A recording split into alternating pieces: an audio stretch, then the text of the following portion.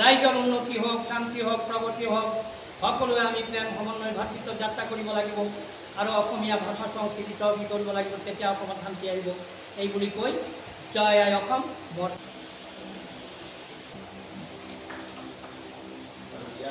সাংবাদিক বৃন্দক আমি আন্তৰিক শুভেচ্ছা আৰু ধন্যবাদ জ্ঞাপন কৰাৰ লগতে নমন কৰিছোঁ। বহুত দিন পিছত লংকা অঞ্চলত এটা প্ৰকৃত সামাজিক স্বীকৃতি আমি পাই আজি নিজকে গৰ্বিত অনুভৱ কৰিছোঁ। আৰু মোৰ মনৰ কথা দুই এটা কম। একচুৱেলি মই এটা দুখীয়া ল'ৰা আছিলোঁ।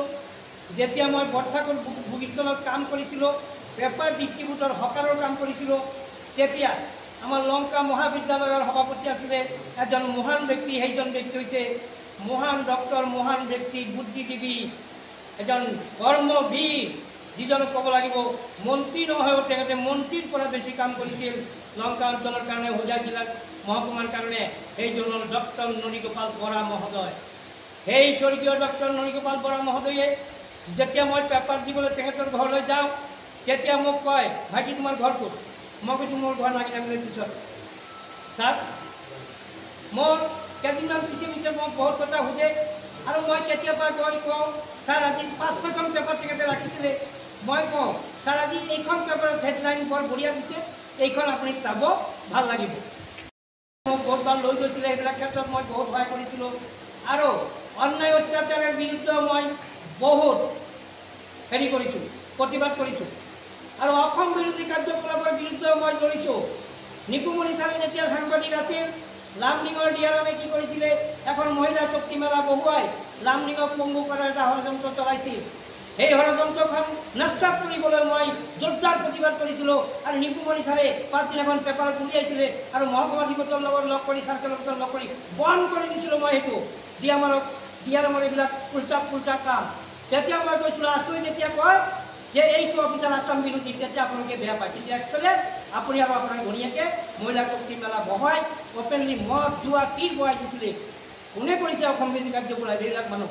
সেইবিলাকতো মই অসমীয়া আইৰ প্ৰতি লক্ষ্য ৰাখি, অসমীয়া জাতিৰ প্ৰতি লক্ষ্য ৰাখি, অসমীয়া ভাষা সংস্কৃতিৰ প্ৰতি লক্ষ্য ৰাখি এইবিলাকো মই কৰিছোঁ। আৰু এতিয়াও মই কি কৰোঁ, য'তে ত'তে গৈ অসমীয়াই ৰেহাবা কৰাৰ লগতে অসমীয়াই মৰম চেনেহ কৰাৰ কথা কোৱা মই কৈছোঁ।